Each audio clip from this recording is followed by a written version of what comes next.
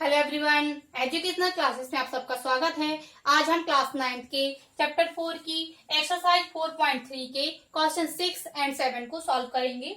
इसका question number 6 है, एक अचर बल लगाने पर पिंड द्वारा किया गया कार्य पिंड द्वारा तय की गई दूरी के अनुक्रमानुपाती है। पहले हमें इस क्वेश्चन का हर वर्ड समझना है कि इसमें हमें करना क्या है।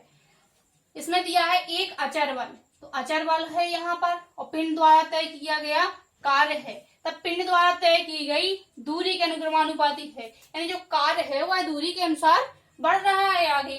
इस कथन को दो चरों वाले एक रैखिक समीकरण के रूप में व्यक्त कीजिए। हमें यहाँ पर इसको एक दो चरों वाले रैखिक समीकरण के रूप में व्यक्त करना है और अचर 5 मात्रक लेकर इसका आलेख खींचिए। हमें पहले इसको एक रैखिक समीकरण के रूप में व्यक्त करना है, फिर अचर लेना है 5 मात्रक और इसका हमें एक आलेख प्रदर्शित करना है। इसके बाद यदि पिंड द्वारा तय की गई दूरी, इन दूरी हमें दो दी हुई है, पहले दी हुई है 2 मात्रक और 0 मात्रक, हमें यानी 2 मात्रक पर की कार्य ज्ञात करना है और 0 मात्रक पर कार्य ज्ञात करना है। तो सबसे पहले हम इसमें जो अलग वर्ड है हमने उसको अंडरलाइन कर लिया है। इसमें अचर बल कहा गया है, तो इसको हम सॉल्व करते हैं। माना अचर बल बराबर के, हमने यहाँ पर अचर बल को के मान लिया है।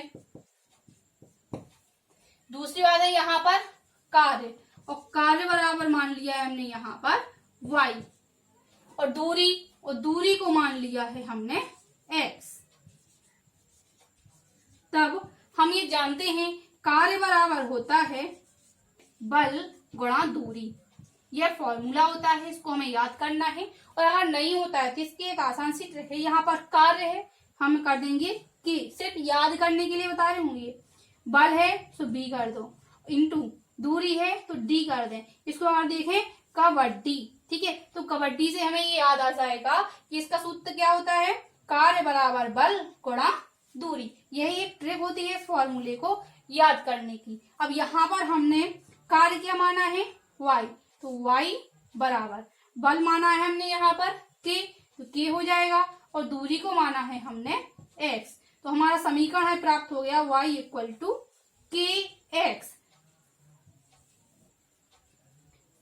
अब यहाँ पर कहा गया है अचर को लेना है हमें 5 मात्रक, तो जब अचर 5 मात्रक हो तब, जब अचर 5 मात्रक हो जाएगा तो y बराबर, अचर यहाँ पर k है तो k की जगह पर हम लिख देंगे 5 और x रहेगा, तो हमें यहाँ पर समीकरण यह प्राप्त हो जाएगा y बराबर 5x।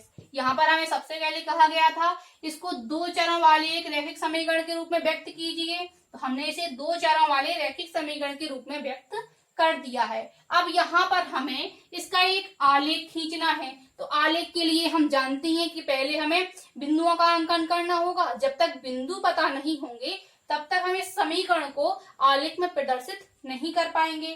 तो सबसे पहले हम इसके लिए बिंदु ज्ञात करते हैं। हमें यहाँ पर समीकरण प्राप्त हुआ था y बराबर 5x और हमें इसको आलेख के रूप में प्रदर्शित करना है। तो सबसे पहले हमने ऐसे सारणी बना ली है जैसे पहले बनाते थे, x और y। तो यहाँ पर हम क्रमशः x के बिंदु रखते जाएंगे तो हमें y बिंदु प्राप्त होता जाएगा। हम एक बार रखेंगे x बराबर 0, 1 और -1। इन बिंदुओं को हम इस समीकरण में रखकर देखेंगे तो हमें y का मान प्राप्त हो जाएगा। और जब दो बिंदु प्राप्त हो जाएंगे तो हम उसे निर्देशांक अक्ष पर आसानी से प्रदर्शित कर पाएंगे। तो पहले हम बिंदु लेते हैं x बराबर 0, तो समीकरण 1 में x बराबर 0 रखने पर, जब हम समीकरण 1 में x बराबर 0 रखेंगे तो y बराबर हो जाएगा 5 गुणा 0, तो y का मान यहाँ पर प्राप्त हो जाएगा 0। इस मान को हम यहाँ पर सारणी में फिल कर देंगे। x बराबर 0 पर y का मान प्राप्त हुआ है 0।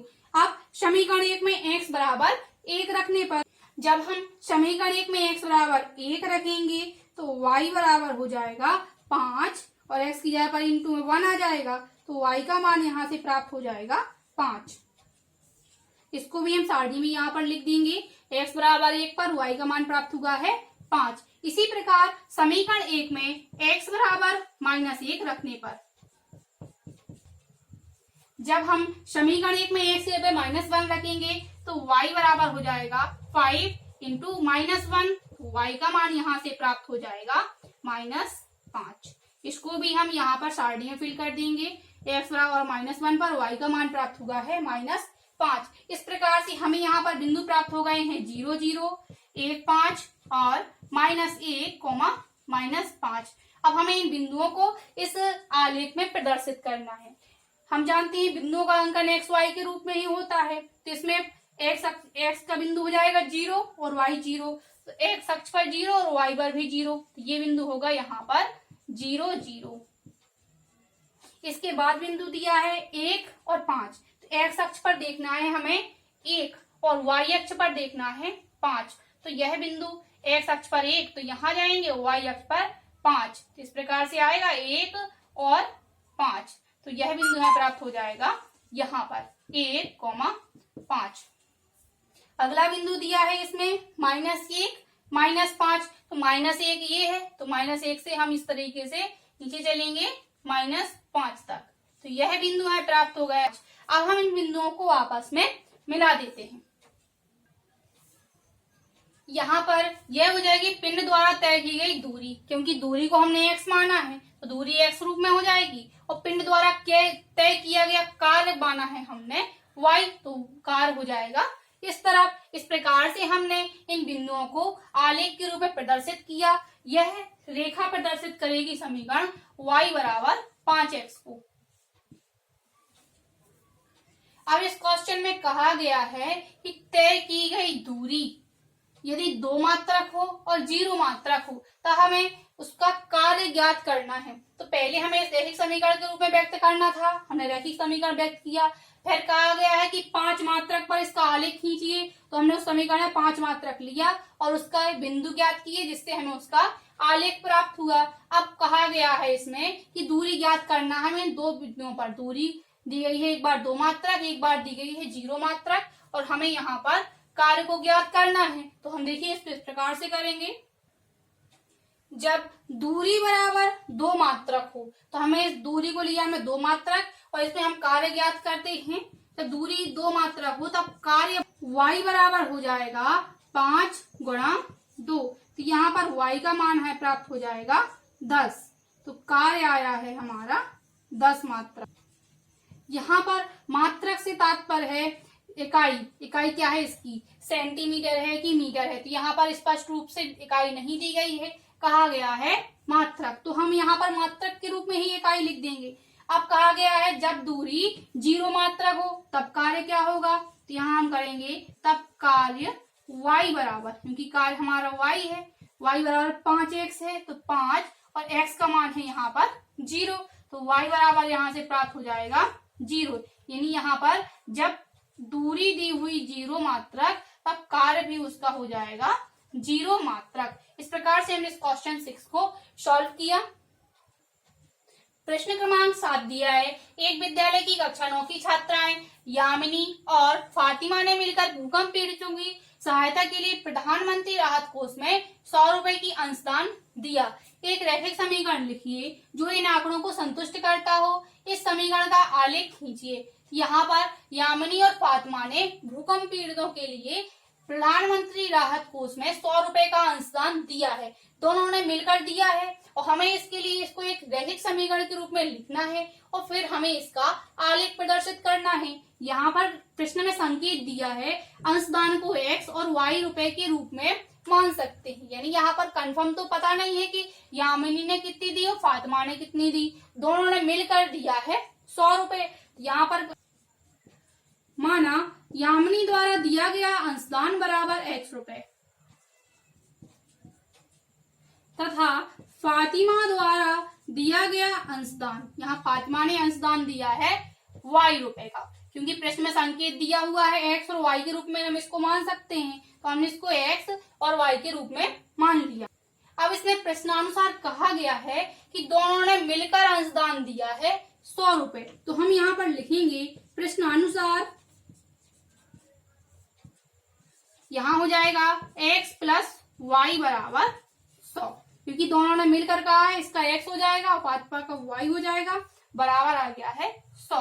इसको देखिए हम इक्वेशन नंबर फर्स्ट, यही आ गया है हमारा इसमें रैखिक समीकरण।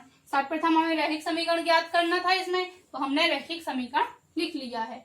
अब हमें इसको आलेख के रूप में प्रदर्शित करना है और हम जानते हैं आलेख के लिए पहले हमें बिंदु ज्ञात करने होंगे। इसके लिए हम एक सारणी बनाते हैं।